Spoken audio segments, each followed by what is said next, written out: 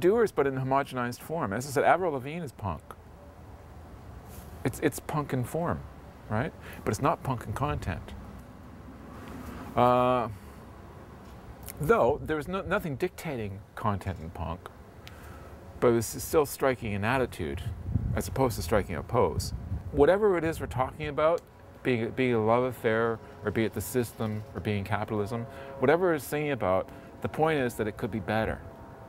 A lot of people that come up to me, you know, they're similar age to me, and go like, "Ah, oh, fuck, Joe, don't you just hate all this new punk rock?" And I go, "No, well, I don't like it all, but I don't hate it all, right?" You know, isn't that what people said when we started out? What is this shit? Who could listen to this, right? You know, so you get, you know, yeah, sure, there were some classic old bands.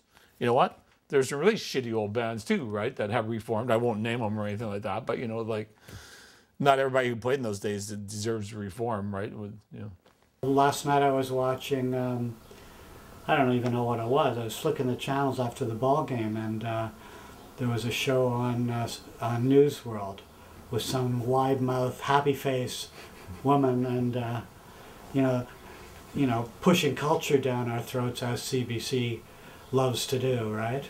Oh, it was a big piece about the Tokyo, what is it, Tokyo Peace Club? Yeah. I mean, they sound like 50 other bands. Fuck them. Yeah. They sound like every band that's out there. Why are people interested in them? Okay, so the guy's cute, but not everybody likes cute boys. Today it's all about like bloody egos, you know, I want to own the road on my way to the show. They've bought into the lie, and I think that they may be psychologically filled simply by going, well, I've got 300 friends on my Facebook. One almost feels like kind of panic sometimes that maybe kids haven't really got around yet to really defining the terms of their own disillusionment and giving voice to expressing that disillusionment with vigor and with outreach and with foresight. Or maybe I'm just overlooking it. I don't know. But when I listen to radio, I almost despair. Because it's just like 1975 all over again, except the names have changed, you know? I mean, I see bands playing at the Opera House to a couple thousand people. A band that, like, you know, to me is like totally like off the radar.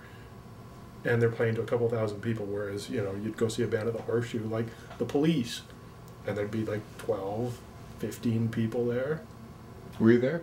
I was there. Were you really? I was there. You know what? Really? We did the Police at the Horseshoe in November, and there was like 20 people over 2 nights. And then in March, you couldn't turn a radio on anywhere without hearing Roxanne. So it legitimized us because the stuff that we believed in, the bands that we were booking, all of it, that's probably the greatest example of what we were trying to do, even though consciously we weren't trying to do anything other than encourage people to make music, original music, and express themselves.